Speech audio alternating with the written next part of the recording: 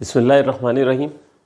Second year students, chapter number 6 anti derivative में हम लोग एक्सरसाइज 6.3 जो है हमारे डिस्कशन में। एक्सरसाइज 6.3 में हम लोग लास्ट टाइम जो है वो क्वेश्चन नंबर 3 के पार्ट्स डिस्कस कर रहे थे और part number 13 I think last हमने डिस्कस किया था।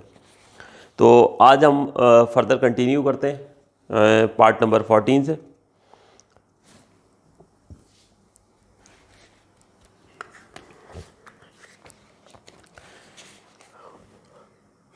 क्वेश्चन नंबर 3 पार्ट नंबर 14 हमारे पास है integral of secant x into tangent x. ये हो गया न्यूमिनेटर और डिनोमिनेटर में a plus B secant x, a plus B secant x. तो अब देखिए यहाँ पर डिनोमिनेटर में आपको स्टूडेंट नज़र आ रहा है सीकेंट, ठीक है। डिनोमिनेटर में आपको नज़र आ रहा है सीकेंट, और सीकेंट को अगर डिफ्रेंशिएट किया जाए तो सीकेंट का डेरिवेटिव होता है सीकेंट इंटू टेंजेंट। इसका मतलब ये होगा फौरी आपको एक डायरेक्शन मिल गई कि अगर ये डिनोमिनेटर को हम सपोज कर लेना तो हमें इसका डेरिवेटिव ऊपर मिल सकता है, ठीक है। तो सबसे पहले हम सपोजिशन जो है वो शुरू करते हैं। a प्लस बी सीकेंट एक्स, इसको सपोज कर लेते हैं y। बाय टेकिंग डेरिवेटिव, तो a का जो डेरिवेटिव हो जाएगा 0, b as a coefficient as it is रहेगा, और सीकेंट का डेरिवेटिव हो जाएगा सीकेंट एक्स टेंजेंट एक्स, ठीक है। और चूंकि x वाली साइड है तो dx और उधर आ जाएगा dy, ठीक है। तो थोड़ा सा मैं इसको लेफ़्ट साइड पे मज़ीद लिख दूँ, ठीक हो गया। तो a का डेरिवेटिव हो गया 0, b एज इट इज आया, सीकेंट का derivative secant x into tangent x d x equals to d y. तो इस तरह से फाइनली हमारे पास b secant x tangent x d x ये हो गया किसके बराबर? ये हो गया डी वाई के बराबर।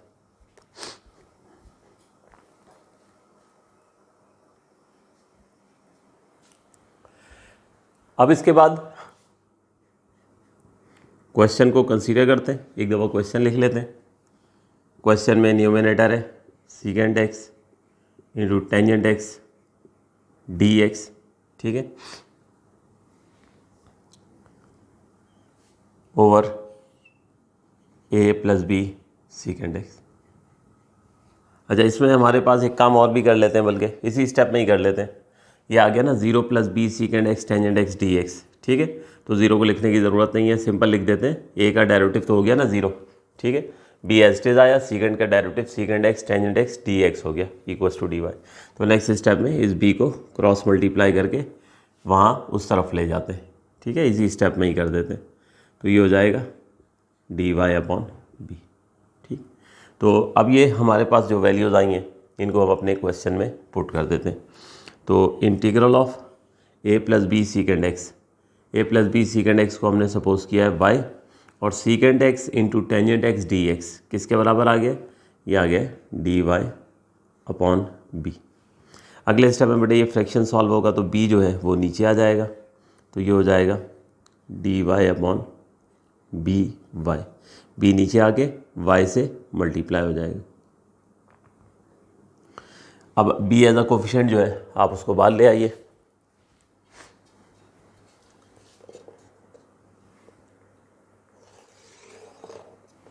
ठीक है, तो b एज अ कोफिशिएंट बाहर आ गया, तो 1 upon b integral of d y upon y.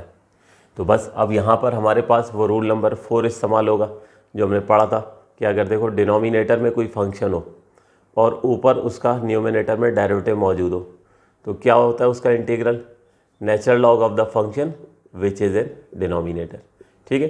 तो यहाँ पे ऐसे ही है ना, अगर मिसाल के तौर पे ये लिखा हुआ होता है डी एक्स अपॉन एक्स, तो हम कहते हैं नीचे एक्स है और ऊपर उसका डेरिवेटिव क्या मौजूद है? 1 मौजूद है। तो यहाँ पर बस क्या है कि सिर्फ जो है वो वेरिएबल y है, तो ये हो जाएगा 1 अपॉन बी और नीचे y और ऊपर उसका डेरिवेटिव 1 मौजूद है। तो ये रूल नंबर 4 जो हमने पढ़ा था इसको हम इस्तेमाल करेंगे, ठीक है। ये सामने रेफरेंस के तौर पे लिख लीजिएगा। तो ये हो जाएगा 1/b ln of y plus c। तो ये बेटे फाइनली इंटीग्रेट हो गया। लेकिन अब यहाँ पे y की वैल्यू जो इनिशियल सपोजिशन थी वो ज़रूर पुट कर दीजिएगा तो आंसर मिल जाएगा। तो put y equals to a plus b secant x। तो 1/b natural log of a plus b secant x plus c। ये बेटे हमारे पास जो है ये आंसर आ गया। तो ये जो 3 क्वेश्चन आज हम डिस्कस करेंगे ना, क्वेश्चन नंबर 3 के 3 पार्ट्स हम डिस्कस करेंगे आज के लेक्चर में। ये एग्जामिनेशन पॉइंट ऑफ व्यू से स्टूडेंट बड़े इंपॉर्टेंट है, ठीक है। आप देखोगे पास पेपर्स में आते हुए, नोट कीजिए। तो फिर अगले पार्ट की तरफ जाते हैं।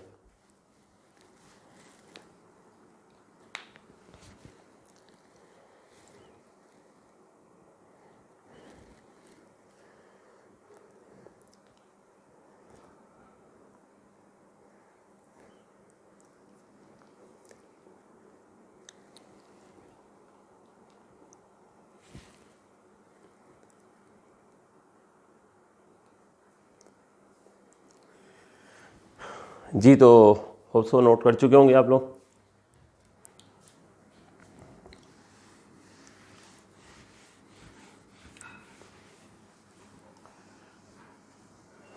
अब आते हैं हम एक और बड़े इंपॉर्टेंट क्वेश्चन की तरफ।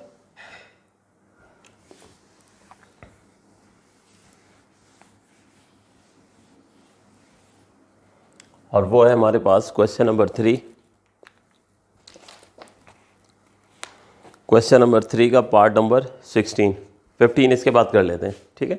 वो हमारे पास जो है उसको बाद में करते हैं, पहले 16 कर लेते हैं। बात एक ही है वैसे। इंटीग्रल ऑफ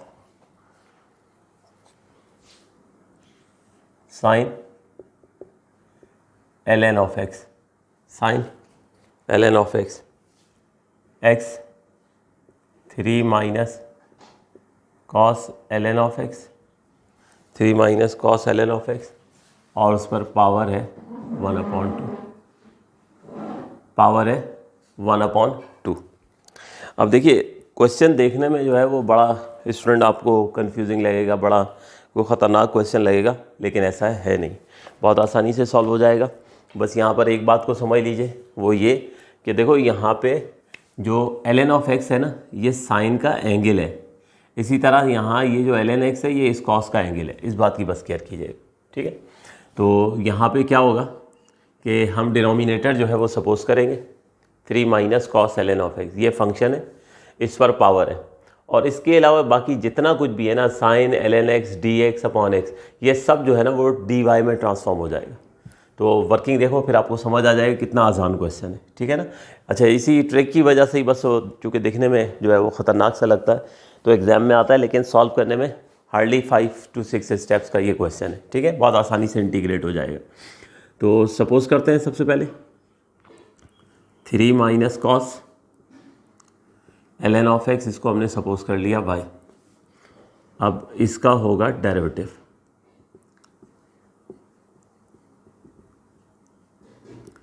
इसका होगा डेरिवेटिव, तो 3 का हो गया डेरिवेटिव 0, ठीक है। माइनस की साइन आई।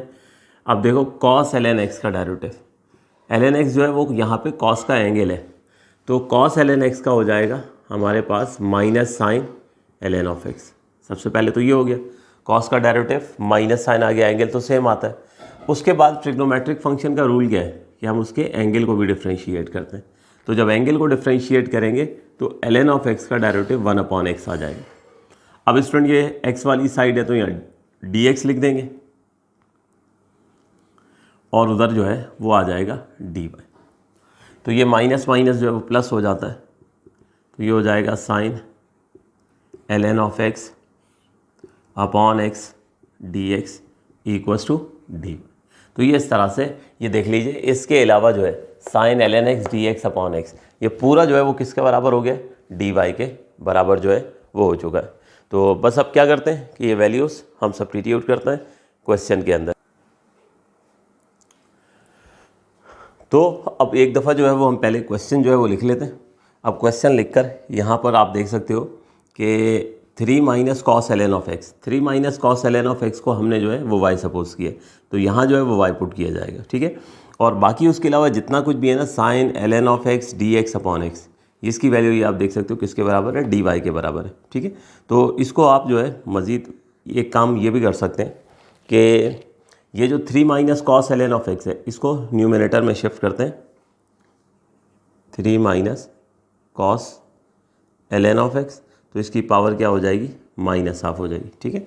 ये डिनोमिनेटर से 3 minus cos l n of x, इस पर पावर हाफ थी तो ऊपर शिफ्ट कर दिया तो इसकी पावर हो गई माइनस हाफ। अच्छा बाकी जो है ये देखिए, ये है sine l n of x d x upon x, ठीक है, sine l n x d x upon x, इसको मैंने एक तरफ कर दिया। तो अब ज़रा वैल्यूज़ पुट करते हैं, तो ये देखें 3 minus cos l n of x, ये है वाई, तो ये हो गई वाई की पावर माइनस हाफ, ठीक है। और sine l n x d x upon x, this will be equals to d y. तो ये देखें कितना सिंपल क्वेश्चन हो गया। और रूल नंबर 1 फार्मूला जो हमने पढ़ा था x to the power n का, उस फार्मूले की तरफ ये क्वेश्चन चला गया। आपने जस्ट क्या करना है, x to the power n का फार्मूला अप्लाई करना है, इंटीग्रेट करना है और फिर इसमें जो है वो वैल्यू जो है वो पुट कर देनी है, ठीक है। तो ये हो जाएगा इसका integral 1 upon minus half plus 1 y to the power minus half plus 1। तो माइनस हाफ प्लस 1 का ये देखिए एलसीएम होगा, तो ये हो जाएगा ना -1 + 2 अपॉन 2, और -1 + 2 अपॉन 2 का मतलब 1 अपॉन 2 हो गया, ठीक है। तो ये आ गया 1 अपॉन 2 और y की पावर यहाँ भी -1/2 + 1 है तो 1 अपॉन 2 हो जाएगा। अगले स्टेप में बेटे ये 2 फ्रैक्शन सॉल्व होगा, तो ये 2 ऊपर चला गया, y के ऊपर पावर हाफ है तो इसको रूट में लिख देते हैं, ठीक है, क्योंकि स्क्वायर रूट का मतलब क्या होता है, पावर 1 अपॉन 2। तो बस ये हमारे पास सॉल्व हो गया। अब बस y की वैल्यू जो है वो पुट कर देते हैं, तो y की वैल्यू पुट कर देंगे जो इनिशियल हमने सपोजिशन की थी। y था हमारे पास 3 minus cos l n of x, तो ये हो गया 2 times of under root 3 minus cos l n of x plus c. ये बेटे हमारे पास फाइनली आंसर आ गया। तो आप देख सकते हो कि कितना आसान सा क्वेश्चन है, ठीक है। देखने में लगता है कि शायद कोई बड़ा ही कॉम्प्लिकेटेड क्वेश्चन है, बालन नोट कीजिए फिर इसको आगे कंटिन्यू करते हैं।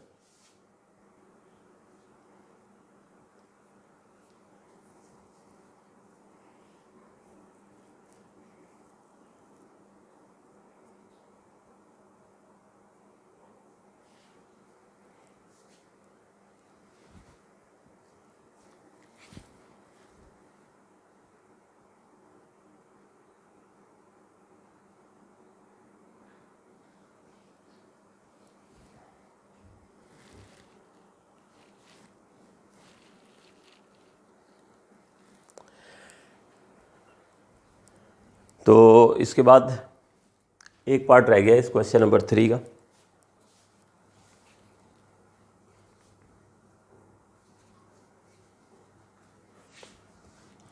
और वो है part number 15।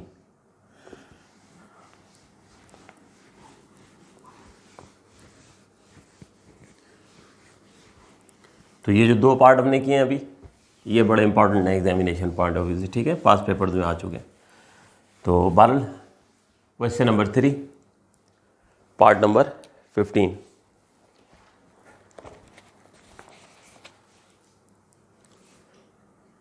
Integral of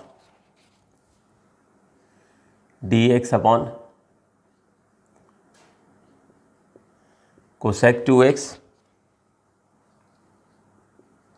minus cot 2x, cosec 2x minus cot 2x।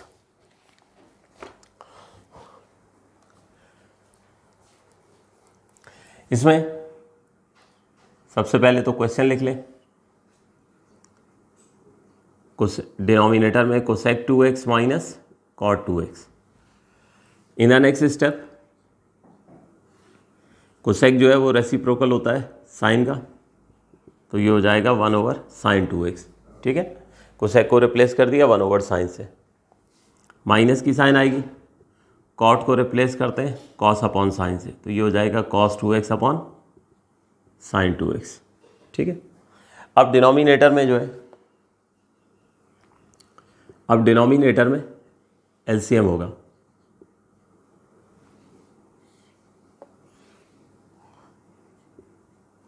तो डिनोमिनेटर में एलसीएम होगा, तो डिनोमिनेटर सेम है साइन 2x और न्यूमिनेटर हो जाएगा 1 माइनस कॉस 2x।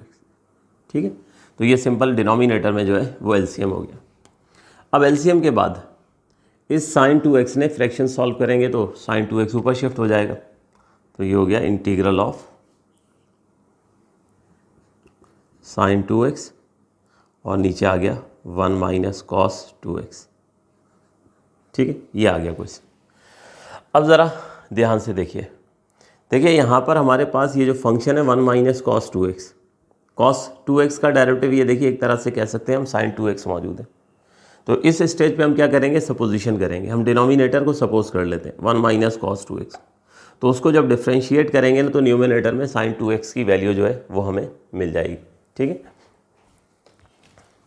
अच्छा इसमें एंगल सिंपल ही है, 2x है, इतना कोई कॉम्प्लिकेटेड एंगल नहीं है, तो इसलिए कोई ऐसा ज़रूरी नहीं था कि इसको मैं 2x को सपोज करता।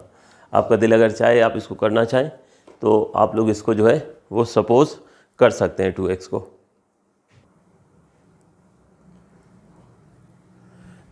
तो अब यहाँ पे ये डिनोमिनेटर में हमारे पास जो है 1 माइनस कॉस 2x है। ठीक है, इसको हम सपोज करेंगे let 1 minus cos 2x equals to y और इसका होगा डेरिवेटिव। तो आप देखोगे कि जब इसकी डिफ्रेंशिएशन होगी तो क्वेश्चन कितनी सिंपल फॉर्म में आ जाएगा। ठीक है, और जस्ट 1 और 2 स्टेप्स में ये इंटीग्रेट हो जाएगा। तो बस इसमें ट्रिग्नोमेट्रिकली ये सिंप्लीफिकेशन करनी थी। कोसेक को 1 ओवर साइन और कॉट को कॉस अपॉन साइन में पुट किया, कोसेक को 1 ओवर साइन और कॉट को कॉस अपॉन साइन से रिप्लेस करके सिंपल एलसीएम लिया। ठीक है, और फिर साइन 2x को फ्रैक्शन को सॉल्व करके ऊपर ले गए। अब 1 माइनस कॉस 2x को मैं सपोज कर रहा हूँ। देखो 1 का डेरिवेटिव 0, माइनस की साइन आई। अब आ जाए कॉस 2x का डेरिवेटिव, तो कॉस का डेरिवेटिव क्या होता है, माइनस साइन, तो ये हो जाएगा माइनस, ये हो गया माइनस साइन 2x। ठीक है, और उसके बाद ये 1 का डेरिवेटिव 0 हो गया, माइनस एज इट इज आया। ठीक है, cos 2x का डेरिवेटिव हो गया माइनस साइन 2x, और ट्रिग्नोमेट्रिक फंक्शन में एंगल को भी डिफ्रेंशिएट करना होता है, तो 2x का डेरिवेटिव क्या हो जाएगा, 2 हो जाएगा। x वाली साइड है तो dx और इधर आ गया dy। अब अगले स्टेप में ये माइनस माइनस हो यकीनन हमारे पास जो है ये प्लस हो जाएगा, और ये 2 जो है वो हम पहले लिख लेते हैं। तो ये हो जाएगा simple 2 sine 2x dx equals to dy, और यहाँ से इस 2 को क्रॉस मल्टीप्लाई करके उधर ले जाएं तो sine 2x dx equals to dy upon 2। तो ये इस तरह से हमने जो है यहाँ पे वैल्यूज़ निकाल ली। अब ये वैल्यूज़ जो है बेटे यहाँ पर जो है वो हम सब्स्टिट्यूट कर देते हैं। तो सबसे पहले हमारे पास साइन 2x dx, इसकी वैल्यू किसके बराबर है, dy अपॉन 2 के। तो आप लिखना चाहें तो एक दफ़ा क्वेश्चन लिख लिया करें। ये हमारे पास क्वेश्चन है sine 2x dx over 1 minus cos 2x। ठीक है, तो अब इसमें वैल्यूज़ पुट करते हैं। तो साइन 2x dx इसकी जगह आ गया dy अपॉन 2, और डिनोमिनेटर में 1 माइनस कॉस 2x, तो 1 माइनस कॉस 2x को हमने सपोज किया किसके बराबर, y के बराबर। तो नेक्स्ट स्टेप में ये 2 नीचे शिफ्ट हो जाएगा, तो ये हो गया dy upon 2y। Further 2 as a coefficient बाहर ले आइए, तो ये हो जाएगा dy अपॉन y। ठीक, और अब वही रूल नंबर 4 इस्तेमाल होगा, नीचे फंक्शन है और ऊपर उसका डेरिवेटिव मौजूद है। ठीक, तो सामने जो है वो लिख दीजिएगा आप लोग।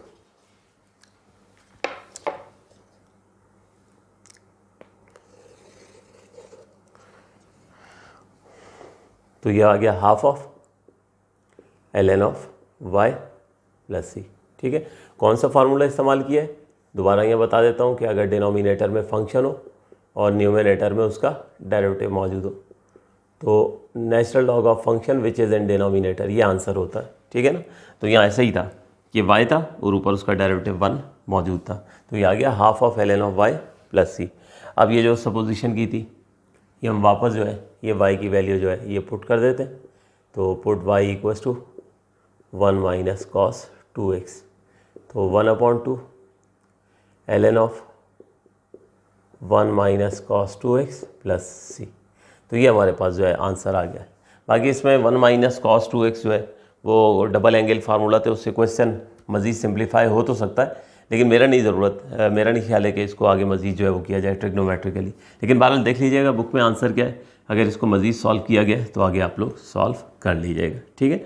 तो इसका आंसर आ गया हमारे पास half of ln of 1 minus cos 2x, ठीक है। तो बहुत सिंपल सा क्वेश्चन था, होप सो आप लोगों को समझ आ गया होगा, ठीक। तो आज का ये लेक्चर स्टूडेंट यहीं तक ही रखेंगे, इंशाल्लाह फिर नेक्स्ट लेक्चर में हम फर्दर प्रोसीड करेंगे। नोट कर सकते हैं आप लोग।